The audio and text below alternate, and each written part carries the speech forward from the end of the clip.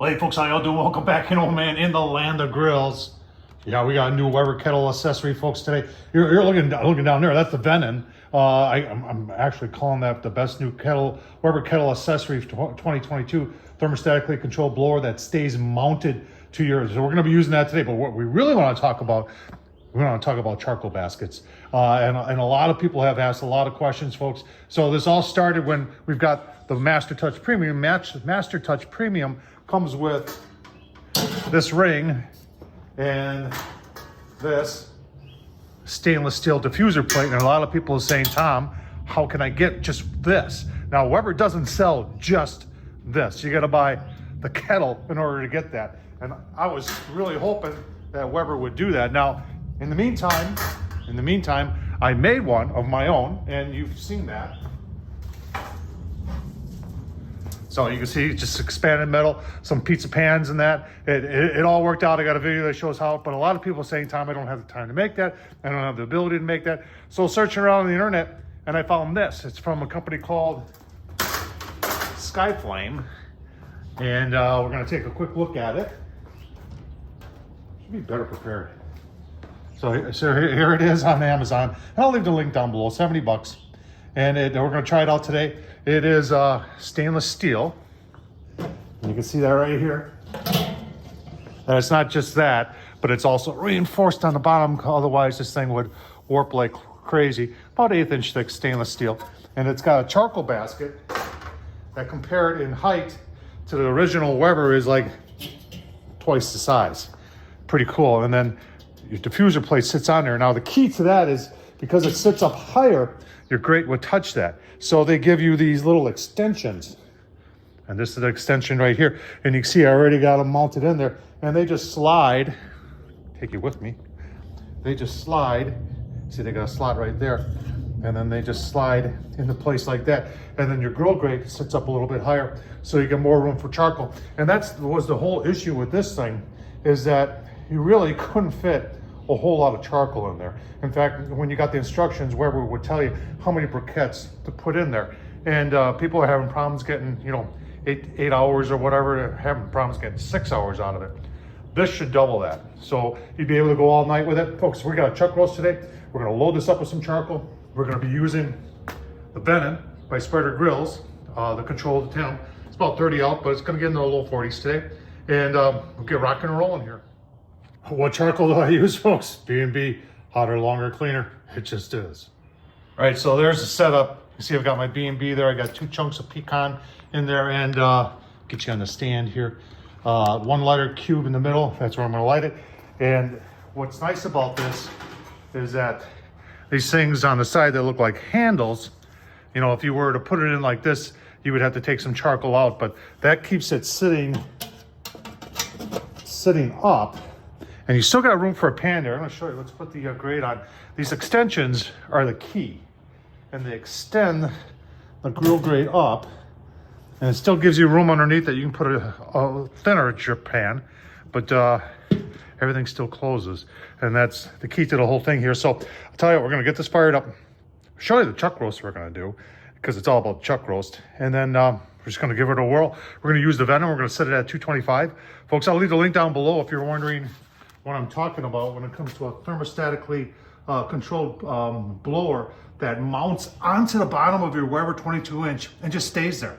And your cover can fit in, and it comes with its own ash pan. This thing, I did a video on this, the first video I did on this, and it was very impressive. So let's take a look at chuck roast. Let's get it fired up. All right, there's our chuck roast, about 3.5 pounds. Overnight, I did put some, did you know B&B made their own, this Texas Trinity, get this stuff at Ace Hardware Forks. And you know what? Everybody's always knows about the Montreal steak seasoning. A little bit of that on there overnight, and then onto the Weber it'll go. All right, Venom's set at 230. Venom's reading 229. The great thing about this is that you don't have to babysit your grill when you've got this thing installed, and it really makes it easy. Remember, there's Wi-Fi with this, so you can hook it up to your phone.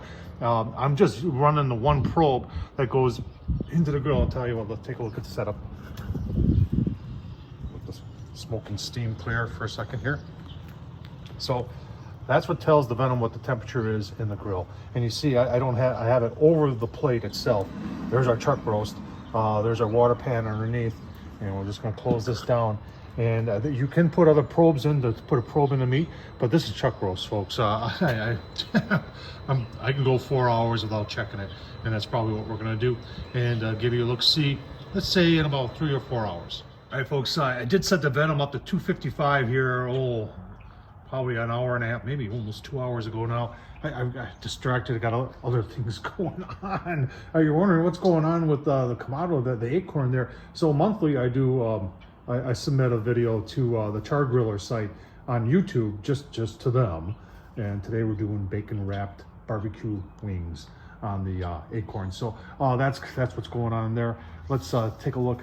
We haven't really looked at this in like four and a half hours. So let's, oh man, we gotta look at that.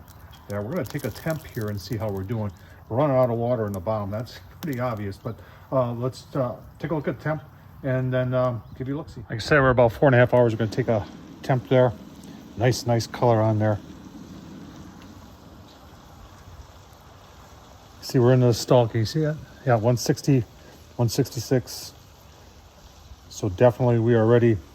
What we're gonna do is we're gonna wrap that and turn this up to 300. It's like almost like a gas griller. You just turn the knob down there and put it whatever temp you want, and it dials it in. Venom doing a great job. At the end, we will show you that charcoal basket and show you how that worked too, and see how much charcoal we got left. All right, a lot of times I don't show people this stuff because all I'm doing is I took the chuck roast out. I got an aluminum pan here. I put a little beef broth on there. You could put whatever you want in there, but beef broth with beef makes sense to me. And then I'm just gonna cover it with aluminum foil nice and tight. It's gonna go back on. I'm gonna turn the Venom up to like 300. And we wanna take this up. A lot of people talk about 205 internal, that everything pulls at 205. Chuck roast, and every piece of meat is gonna be a little bit different. My personal experience with chuck roast is sometimes you gotta take it to 220 in order to get it to pull. And every chuck roast is different. Some will pull, some you'll struggle with. So we're gonna see how this one's gonna go. Get her covered up and back on the Weber. All right, before we look at how much charcoal is left and how that basket did, I just want to see how the chuck roast did.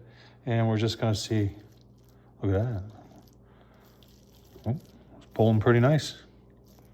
Pulling really nice, actually. Oh, look at that. That's a smoke ring right there. Very, very hot.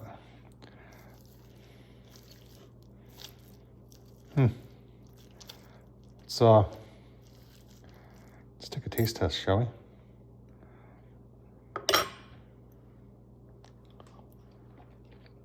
Give